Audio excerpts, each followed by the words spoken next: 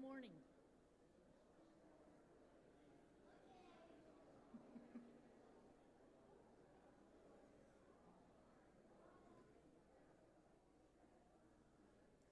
Good morning and welcome. I know it's hard to settle down because, it's a Cathy party, right? Should be loud and boisterous and fun and full of joy and laughter. We'll get there, and we'll get there later. Thank you for being here. As we get started, I would like to welcome you. You'll need a couple of things for this service. You'll need a bulletin. If you're unfamiliar with churches, in front of you is a pew rack, and inside of that pew rack is a purple United Methodist hymnal. You'll need that. We're going to sing from that. If you have a phone, turn it off. Please. I'll give you a minute to do that. Not just down, not just to vibrate. The world can go round without us for 1 hour while we celebrate this precious life. I am new to this microphone, so are you hearing okay in the back? So thumbs up, Nico.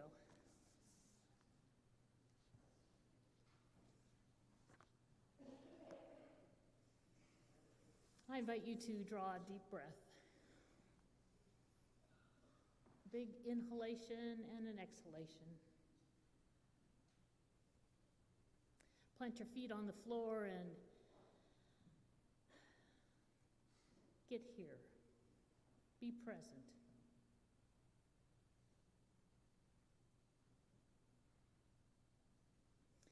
I am Pastor Cindy Storrs. I'm a retired United Methodist pastor, and I have crossed paths with Becky and her family as the chaplain for the Northshore Fire Protection District. That's how I happen to be here with you celebrating this life. I invite you to be in a spirit of holiness. Gracious and loving God, send your Spirit upon us gathered here. We come to celebrate a life.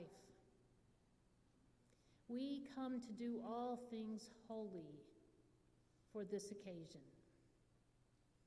To laugh and to cry. To hear the good news. To be reminded of our connection to each other. To be reminded, O God, that whether we live or we die, we belong to you. Send your Spirit on us, on each one gathered here, as we remember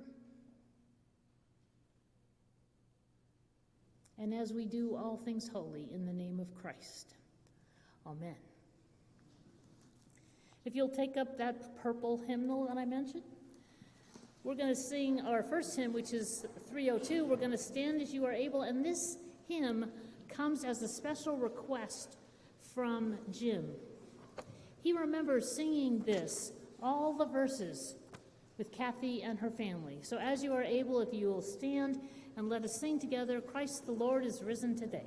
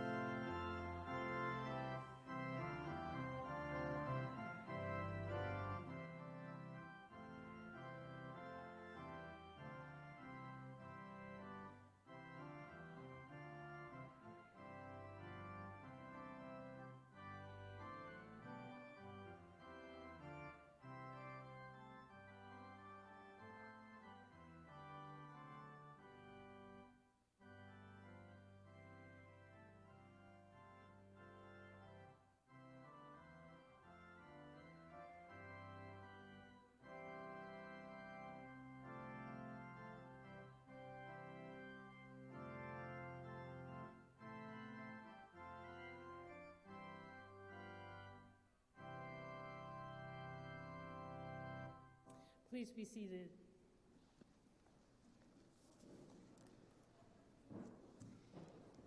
Hear these words from the Gospel of Matthew, chapter 25, verses 31 through 40. When the Son of Man comes in his glory, and all the angels with him, then he will sit on the throne of his glory. All the nations will be gathered before him, and he will separate people one from another, as a shepherd separates the sheep from the goats. And he will put the sheep on his right, and the goats to his left. Then the king will say to those on his right, Come, you that are blessed by my Father, inherit the kingdom prepared for you from the foundation of the world. For I was hungry, and you gave me food. I was thirsty, and you gave me something to drink. I was a stranger, and you welcomed me. I was naked, and you gave me clothing. I was sick, and you took care of me. I was in prison, and you visited me. Then the righteous will answer him, Lord, when was it we saw you hungry and gave you food, or thirsty and gave you something to drink?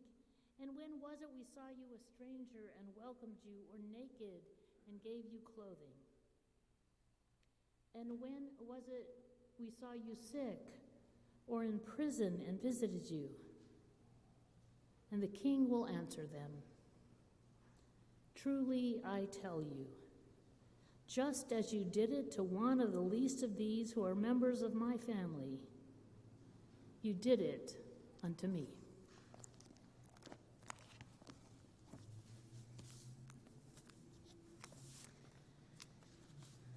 Cathy Jill Canaday was born February 9th, 1949, and she died on January 3rd of this year, surrounded by her family. She was 74. Cathy was born in Berkeley to Doris and Elbert Dawson. She was their third child and older sister to her younger brother, Tim. Doris and Bert had 4 children in the span of 6 years. For the most part, Doris was a stay-at-home mom, although her family told me that she did some really cool stuff back in the day, like worked in a bullet manufacturing factory. Cathy grew up and throughout all of her life was proud of her father's service. He used to say that it was no surprise that he came home and made it through 32 flights as a nose gunner. After all, his plane was called Round Trip. Following the war, Bert and Doris started Dawson Electrical in Concord. As Cathy grew up, she was pretty much a tomboy. She was rather famous for her garage zoo. It was a neighborhood attraction. She and Tim gathered lizards and bugs and mostly kept them bottled up or caged in the garage. Cathy followed her older sister Lisa to Cal Poly, studying home economics. While at Cal Poly, Cathy caught the eye of Jim. He saw her at a party, and their first date was at the Olive Pit.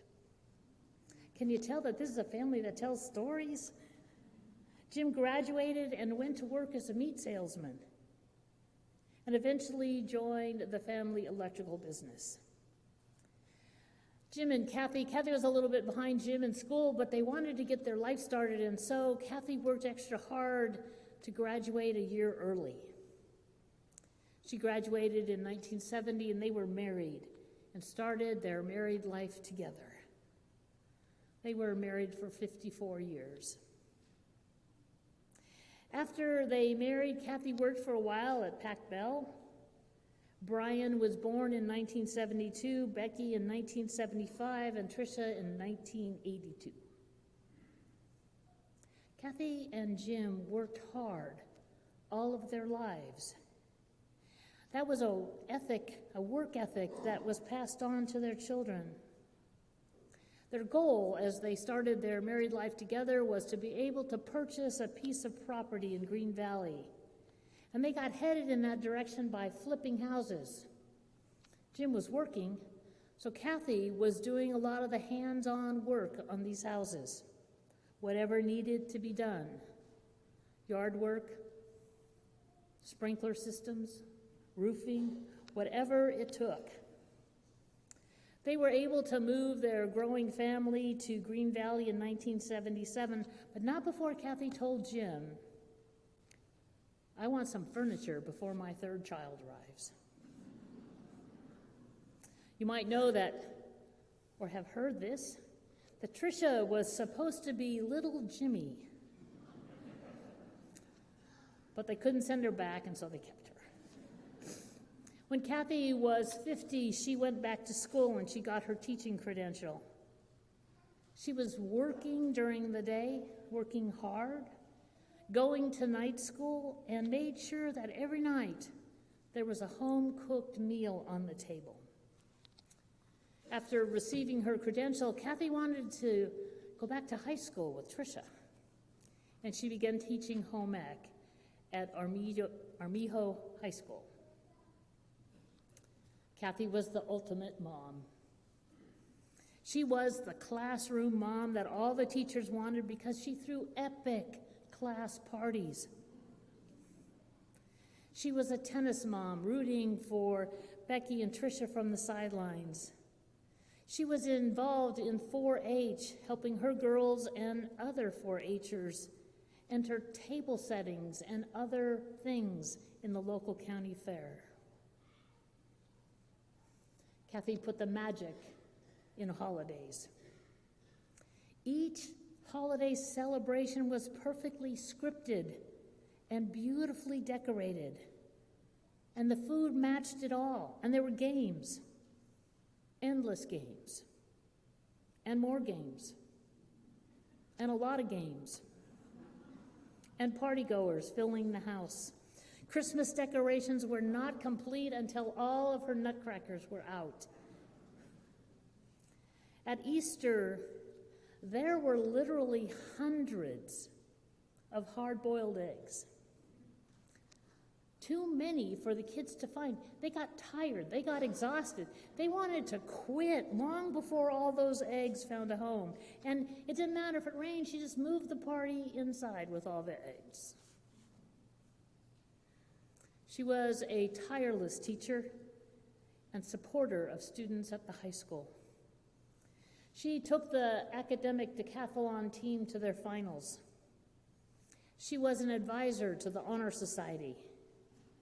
Cathy loved teaching and especially loved teaching the special education classes. Becky and Tricia and Jim always had an extra exchange student in their home. And when there wasn't an exchange student, there was always another student who needed a place to stay, someplace safe to go, somewhere safe to land. And not just students. If Cathy crossed paths with someone in need, she did everything possible to take care of them. If they needed food, food. If they needed shelter, she offered shelter. If they needed clothing, she offered that. And if they were a little reluctant to celebrate her and accept her generosity, well, she would trade them for yard work, or hair cutting, or housework, or whatever it was that they could offer. Cathy was close to her family and to Jim's family. By now, Jim had gone on to work at Dawson Electric and was swamped with business as housing took off in the Bay Area. His family called him Jimmy Winchester because he continued to add to their property. He built his mom a little house behind their house there in Green Valley. He built an apartment above the garage and above where the auto shop was. Cathy and her mom loved to go antiquing. They spent a lot of time because they had a lot of space to fill.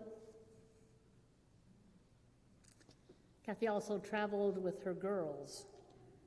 Germany, Dubai, New York City.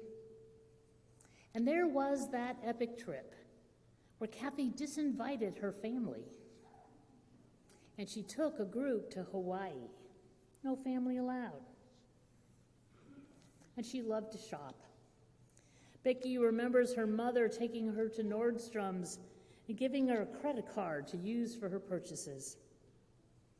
Tricia and Cathy made more than one trip to New York City to go shopping. Voted best dress in high school, Cathy did not stop once she graduated. She never left the house unless she was perfectly put together. She and Trish were always the best dressed, and more than once they were heard to say, "I wish Becky would just put on some makeup." And even better, "I wish she didn't have that top knot on her, top of her head." Cathy loved beautiful surroundings. Meals in her home were not only delicious, they were beautifully decorated, and they came complete with place cards. When Tricia was pregnant, Cathy bought her furniture and moved it in. She had a large circle of friends that she developed along the way and remained connected to. There was the Wednesday Club and the Bunko Group and golf buddies. Even when she was first diagnosed with Parkinson's, she continued to golf and stay active. She was a faithful member of the Retired Teachers Association, and she was president of that for 8 years. While she was president, she was diagnosed with Parkinson's disease, and rather than give it up, she asked a good friend to be her second, to check her work, to fill in any blanks that her memory caused her. If Cathy wanted to do something, she was determined to do it. Even at times when she couldn't walk, she would crawl to get around. She was absolutely determined not to let her Parkinson's define her. Cathy, as you well know, had a great sense of humor. You're not going to want to miss a close-up of this picture on the altar of Cathy this past Christmas. She wanted to do everything and to seize the moment of every day and not stop until she was ready to drop. She and Becky were on a trip together, and she made Becky get up really early before breakfast because everybody else on the trip was just too slow. And she picked a place to have lunch that was fast. She didn't want to waste time eating. Same thing with dinner. Dinner could wait. Its only purpose was to be quick and to recharge their energy so they could go out and do more. The only time Cathy allowed herself to rest was the hour that she devoted every day to Jeopardy and Wheel of Fortune. Ah, yes, and her afternoon nap. The rest of the time, it was full speed ahead. Cathy made a very serious request of her family before she died. She wanted her obituary to be perfect. And so she daily read the obituaries, picking out the ones she liked, making note of the ones that were perfect, that were good, and she mailed these to Trish and to Becky. Her obituary will be on display in the social hall, and I invite you to take some time to read it. It's far more fleshed out than this time. There is a hole in the lives of this family. Cathy was not a perfect human being. She had her flaws like all of us. But she was larger than life and full of energy. She would say, if there's a will, there's a way. Along with her instructions to those around her to figure it out and get it done. Tricia and her daughter have some words they want to share. As they come forward, there will be a time later on in the social hall for more sharing.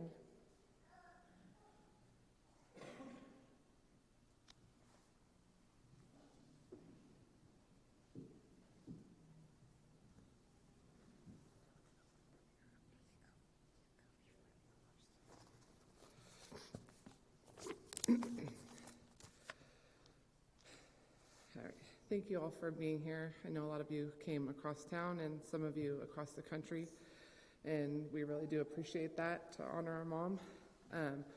Our mom lived an amazingly full life, and we know that she would want us all to be celebrating her instead of so much sadness. Even my sister and I discussed funeral attire. My mom loved bright clothes, so here we are.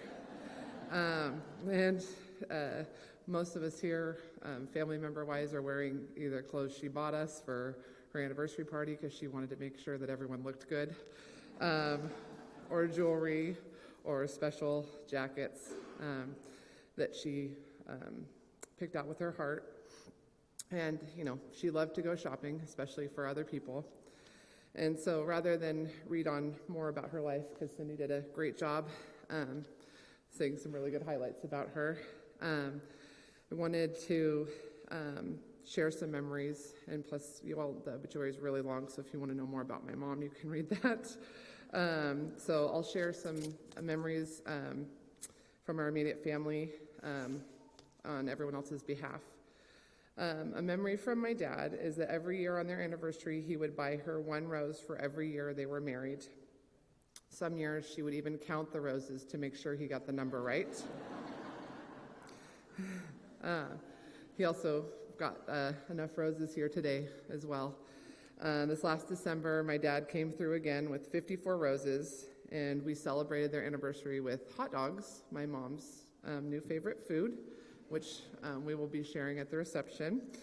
The last few months of her life, my dad would go get her a hot dog every day to eat and cut it up and fix it with mustard, diced onions, and and diced tomatoes. It was very specific, and Dad would go every day to get her that hot dog, and she never got tired of it.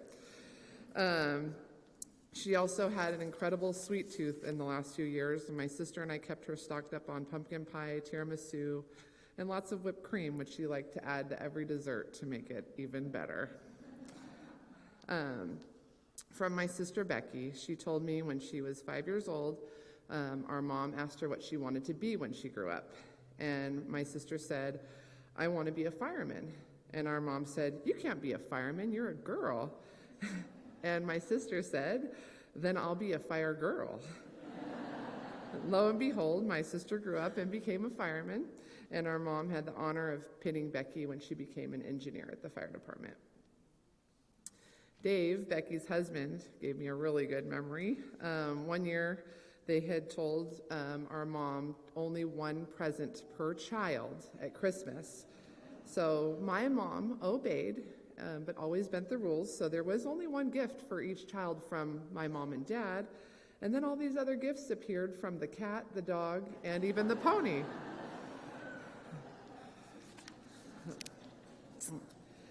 Sean, who is the oldest grandson, has fond memories of how my mom decorated for every holiday and event. He and Christina want to uphold the tradition of decorating and have started with their new proud ownership of over 100 nutcrackers. Those are all my mom's.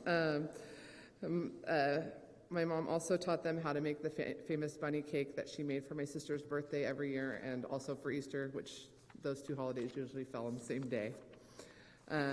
Jonathan, her next grandson, remembers fondly going to Paradise Cove in Hawaii this past March.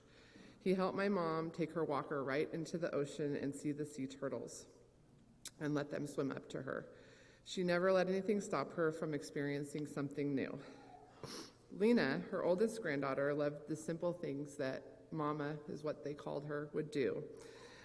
She would make ordinary things fun, like playing the American flag game in the car when they would drive places. Granddaughter Jane loved how Mama would take all of us to the Horned-Toad Derby in Kalinga every year for Jane and my birthday. Mama would always help place bets on which toad would win the race, and she'd share the winnings.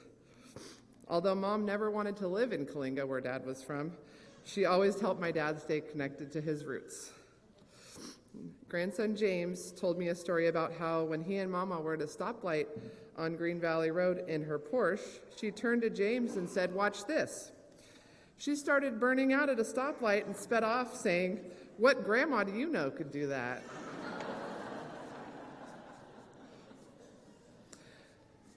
Obviously, they like Grammy's sense of humor, too. Granddaughter Gina said, "My mom always loved the thrill of adventure and shadiness, one of which they went to return some tile to a tile shop where my mom did not purchase the tile. She just wanted to get rid of it, but didn't want to throw anything good away. So she didn't tell Gina this until they were in the store, and they set the tile on the counter. And then my mom turned to Gina and said, "Run!" And they sped off in the car before anyone else could figure out what they were up to. Kelly, my sister's youngest, who attended our mom's alma mater, Cal Poly, said one day Mama asked her to take her to Cal Poly to look for a photo of Aunt Lisa at Poly Royal from 1969 when they went to school there. She led Kelly all the way to the 5th floor of the administration building, where she demanded to speak to the president of Cal Poly about where her sister's picture was. Then she turned to Kelly and said, I don't know if this was the real plan. I think Aunt Lisa's photo's in the bowling alley." And they left. A memory that stands out for me is how, since I was a child, my mom always insisted that I should become a nurse. Of course, I didn't want to follow that suggestion, and eventually I did go to nursing school, and my mom told me how proud she was of me with a little "I told you so" in her eyes. And since becoming a nurse, my mom has sent me a card for every Nurses Day, Emergency Nurses Day, and mails me newspaper clippings about anything to do with the nursing profession. She always knew it was the best for me, even if I didn't agree. My husband, V, remembers my mom always buying the grandest presents for people. She wanted to surprise everyone with her thoughtfulness and generosity.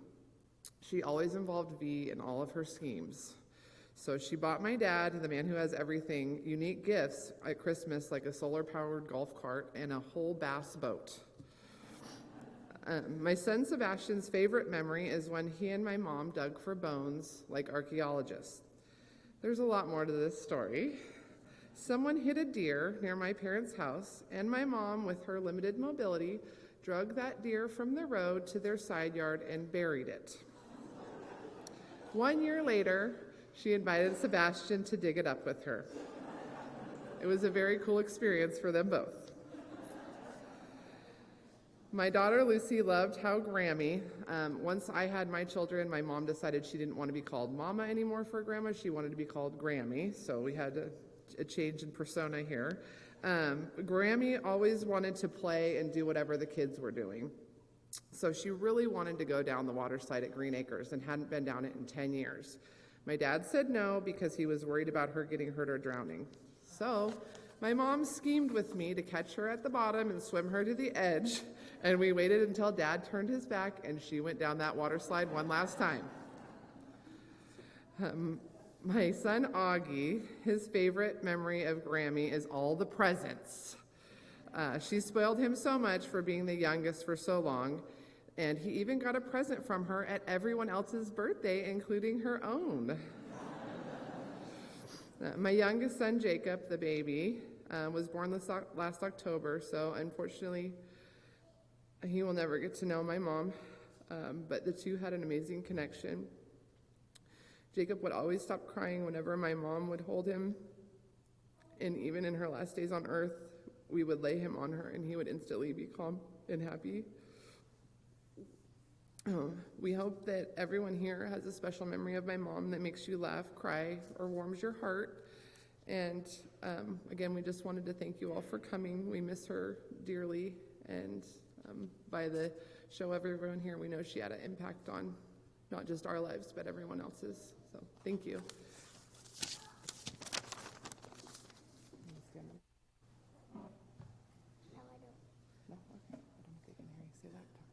Grammy was the best grandma in the world. I loved going to the Jelly Belly factory with her. I also loved going to the Giants games and the A's games with her. We will all miss her so much.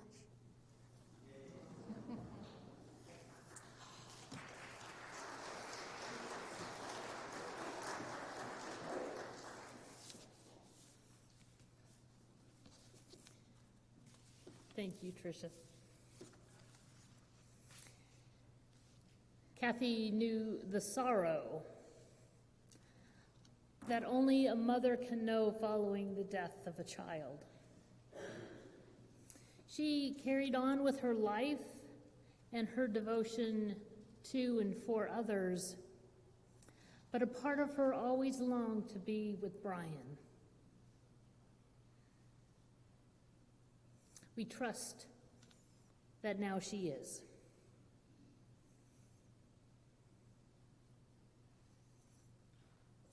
As we gathered, I said that we were here to do holy work, to laugh and to cry, to remember, to tell stories, to take that step to let go, to release Cathy from her physical presence with us into the love and the arms and the care of the God who loved her and created her.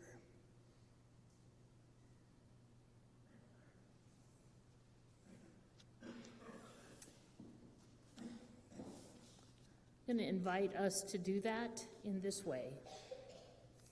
If you would close your eyes and conjure up a picture of Cathy. Go ahead. I'm going to keep talking for just a little bit. Maybe playing bunco or golfing or laughing, playing with her nutcrackers or something. Some way in which you can close your eyes and remember a picture of her.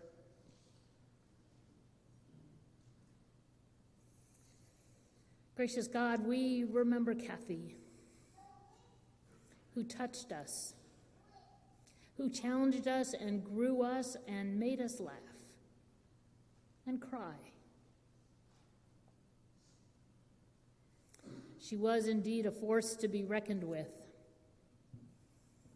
We did nothing to earn her, nothing to deserve her. She was a gift to us from you. A gift to us because, oh God, it is your nature to love your people.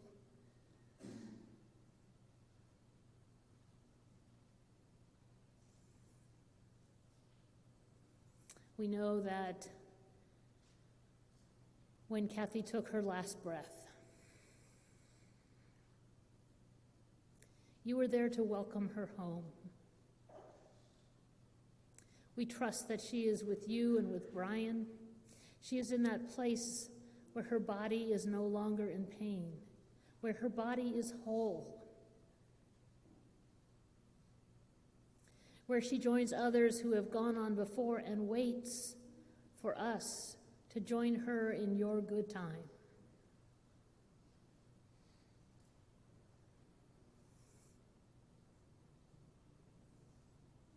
Thank you, God, for the time we had with her,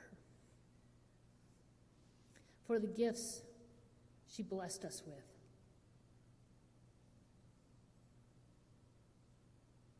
For all the ways she made us laugh and feel connected and be connected and work at staying connected. For all the beauty she brought into the world. And now as we surround the image in our mind's eyes. As we surround them with golden light or white light or Cathy's favorite color of light. We lift up those images and we release them. We let her go, knowing, oh God, that you have a firm hold of her and you will never, ever let her go.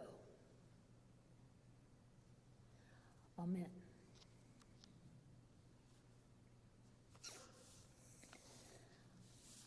I'm grateful that the church is putting the words up on the screen, but if you'd like to sing from your hymnal, we're going to sing from the hymnal, page 378. Will you stand and let us sing together, Amazing Grace?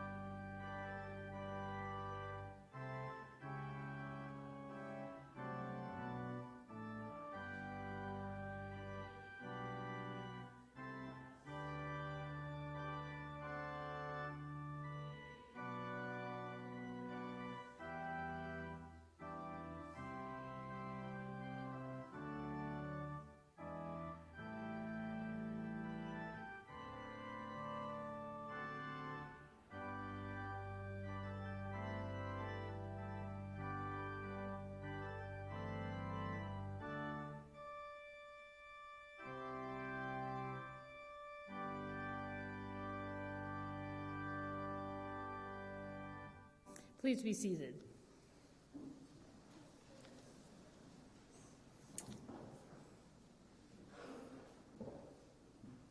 In just about a minute or so, Cathy's family is going to leave ahead of us.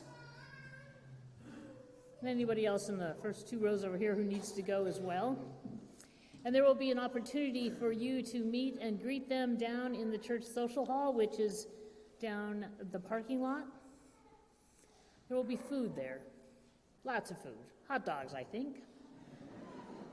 With onions, diced onions and diced tomatoes. There will be a time to read Tricia's beautiful tribute to her mother, that obituary. You might want to cut it out and pass it along to somebody, because that's a really good idea.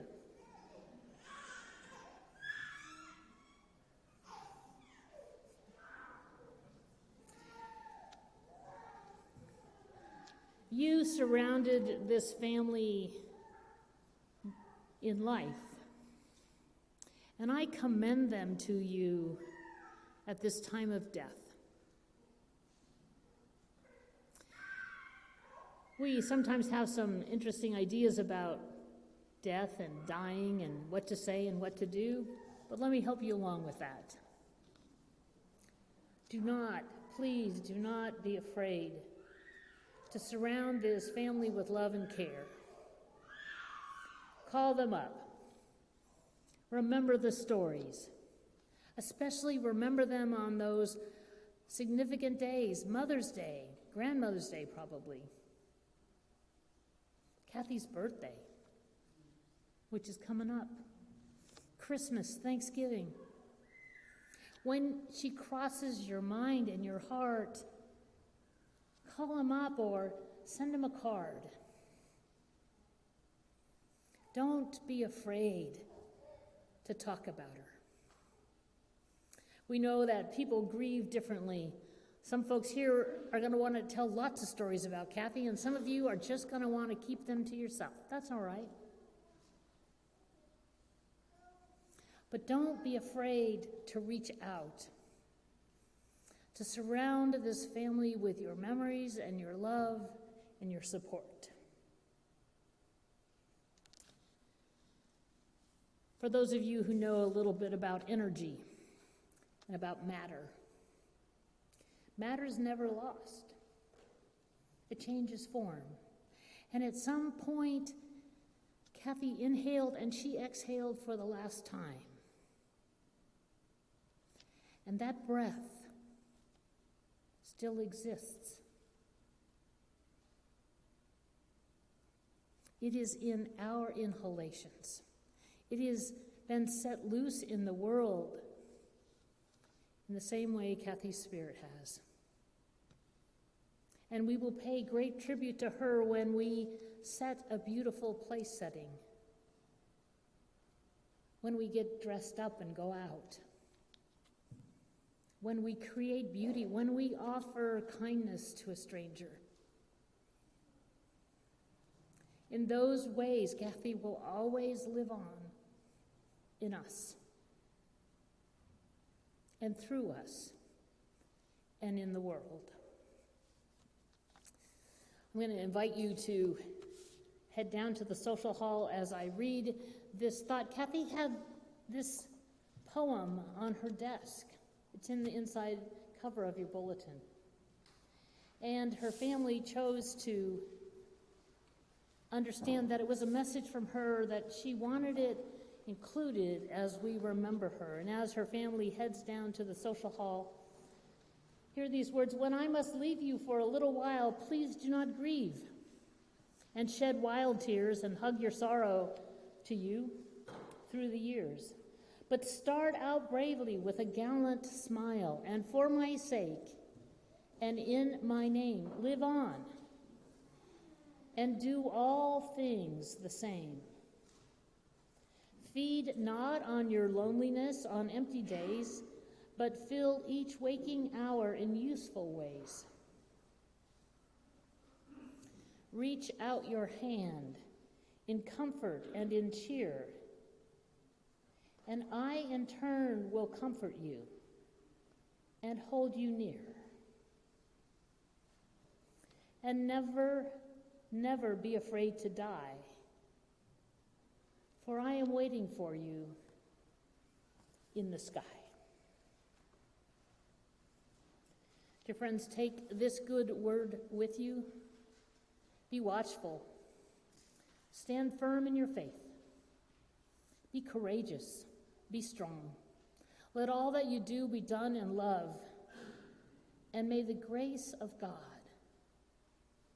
and the love of Christ and the communion of the Holy Spirit travel with you wherever you go.